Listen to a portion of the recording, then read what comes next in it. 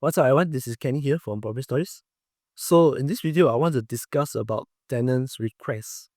Yeah, so sometimes your tenant will request for things like oven lah, fridge lah, wheel lah, or a lot of things lah, can keep pet lah, a lot of things lah. Should you as a landlord provide, or are you obligated to provide? Okay, so this one we're going to talk about. And if you want to provide, right, what are the metrics that you can use to gauge, and what are the things, the steps that you take at the start to discuss even before the tenancy begin. Okay, even before you rent out, ask the agent to rent out. So let's first start. Are you obligated to give? The answer is no. Okay, you are not obligated to do anything. You are the landlord. The tenant can request, but you are not obligated to give. Okay, same goes for you as a landlord. You can ask. Example, I give you a very normal example. Your house you want to sell, but the tenant inside there is not cooperating. The tenant always say busy lah here, busy lah, not around now. You cannot do anything, as a landlord. So this goes two ways. Remember, the tenant can ask. You are not obligated to provide. Okay. So if you want to provide, right, how do you do it? I give you an example. Let's just say we know the market price for the unit of 3-bedroom, 2-bathroom is 2,000. Partial furnish. Partial furnish is 2,000. Okay. So you know that you have to get the bare minimum lah, the lights, fans and everything, assuming there's no electrical item, 2,000. Then fully furnished. Fully furnished here means you just need to bring your luggage and everything is there for you. Everything is 2,500. There's a difference of 500 ringgit, right? Example. So today, let's just say a tenant will come and say, I want a partial furnished unit. Oh, this unit is 2,000. Okay, I'll take. But then you okay lah. No need to discuss 2,000, just rent out. Because that's the price you want, right? As a landlord. Then another tenant will come and say, hey, I have this, I have that. I have bed frame. I don't need the bed frame. Can you from 2,000 reduce the price? 2,000 reduce the price. I have everything. I got everything. Even the electrical item, the bed frame, everything I got. I just want to rent at a lower price. Can you reduce the price? It's up to you. Okay, you as a landlord, it's up to you. However, another tenant were to come. I have bed frame, everything I have. I don't have electrical item. Can you provide as a landlord? I need fridge, I need washing machine, and I need a fridge, washing machine. Washing machine must be 2-in-1. I need an oven. Example these three things. So how do you decide? Do you let the tenant choose the brand or what? If the tenant chooses some expensive brand, how? No, right? So you as a landlord, the first thing that you need to do is to take and then tell the tenant, okay, I'm the one that choose, I'm the one that buy. Okay, I just provide to you. If it's cheap or expensive, it doesn't matter as long as I provide to you. And then your next question you need to ask is, how much extra are you paying and how long will you be staying? Okay, you want to count whether it's make sense or not, whether it can break even or not. Say for example, these three things example here, all three combined cost you 2,400 cash upfront, and then the warranty lasts 2 years. Can you actually split this to 12 months or 24 months? That's why you ask. Let's just say the tenant said, I'm staying for 2 years. So you divide by 24, 2,400 divide by 24 is extra 100 ringgit a month. So the rental is not 2,000. The rental is 2,100. That is how you add. How you make decision to add. Okay. Say you have another scenario. The tenant say, okay, I want this unit. I want fully furnished.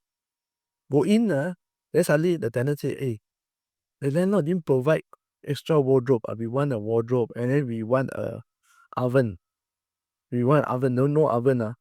So so they ask you, the landlord, to provide. Should you provide? Again, use the same method of calculation. You have to tell the tenant that, okay, these two are any brand. It's up to me, my choice. If you want to provide, always make it up to you. The brands, the price is you buy, you send to them. If you get them to buy, maybe they choose the expensive one. So paint, they will tell you, okay, I use already. Once I move out, like 1 or 2 years later, the item will be yours. Okay, I will leave the item. It's in when they start the tenancy. So it's up to you to provide or not. Yes or no. Okay. Uh, so how to say no to them? You just have to be firm.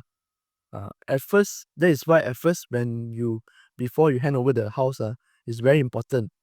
Okay, this house, like this, you see, whatever in this house now you see, I take photos, put inside a tenancy agreement. This is what I'll provide. As is, where is basis. You are taking this house on as is, where is basis, and I will not be providing anything extra. Save for, of course, this light bulb within like first month, light bulb not working lah. Maybe water heater not working lah. All this is under me lah. Everything in the house under me. But I will not be providing extra. So I want 2005. Are you okay? If the tenant say okay, then okay lah. But if the tenant has something to add, like for example a wardrobe, oven, the tenant should ask before signing the tenancy agreement, before signing the agreement to rent. Before signing the agreement to rent. That means in the negotiation part, before paying the booking, already start discussing all this a bit. Not after, because after it's not fair for the landlord. You understand? Because when you go in, I cannot increase the rent.